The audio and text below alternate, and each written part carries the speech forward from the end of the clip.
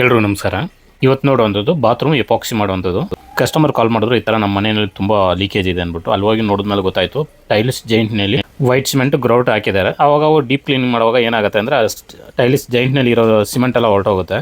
ಅದರಿಂದ ಕೆಳಗಡೆ ಮನೆ ಮತ್ತು ವಾಲ್ಗೆಲ್ಲ ಸೀಪೇಜ್ ಆಗಿರೋ ನಾನು ತೋರಿಸ್ತೀನಿ ನೋಡಿ. ಗ್ಯಾಪ್ನಲ್ಲಿ ನೀವು ನೋಡ್ಬೋದು, ಅಲ್ಲಿ ಗ್ಯಾಪ್ ಇರೋದು ನೋಡಿ. ವಾಲ್ನಲ್ಲಿ ಈ ಥರ ಆಗಿರುತ್ತೆ, ಎಲ್ಲ ಕಡೆನೂ ಈ ಥರ ಸೀಪೇಜ್ ಆಗಿದೆ. ನಿಮ್ಗೆ ಯಾರಿಗಾನ ಈ ಥರ ಸಮಸ್ಯೆ ಇದ್ದರೆ ಕಾಲ್ ಮಾಡ್ಬೋದು.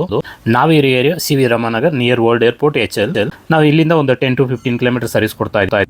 ನೋಡ್ಬೋದು ಎಲ್ಲ ಇವಾಗ ಜೈಂಟ್ ಫುಲ್ ಎಲ್ಲ ಕಟ್ ಮಾಡ್ಕೊಂಡಿದ್ದೀವಿ ಟೈಲ್ ಜೈಂಟು.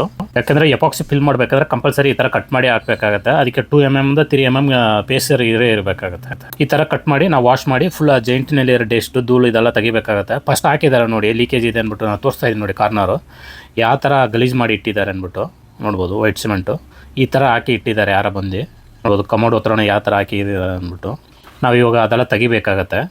ನಾವು ಯೂಸ್ ಮಾಡೋದು ಬಂದ್ಬಿಟ್ಟು ರಾಫ್ ಬ್ರ್ಯಾಂಡ್ ಯೂಸ್ ಮಾಡ್ತೀವಿ. ಇದು ಕ್ವಾಲಿಟಿ ಚೆನ್ನಾಗಿರುತ್ತೆ. ನಾವು ತುಂಬ ಬಂದ್ಬಿಟ್ಟು ರಿನಿವೇಷನ್ ಕೆಲಸನೇ ಜಾಸ್ತಿ ಮಾಡೋದು. ಇಂಡಿಯನಿಂದ ವೆಸ್ಟರ್ನ್ ಮಾಡೋದು, ವೆಸ್ಟರ್ನಿಂದ ಇಂಡಿಯನ್ ಮಾಡೋದು, ಫುಲ್ ಬಾತ್ರೂಮ್ ರಿನಿವೇಷನ್.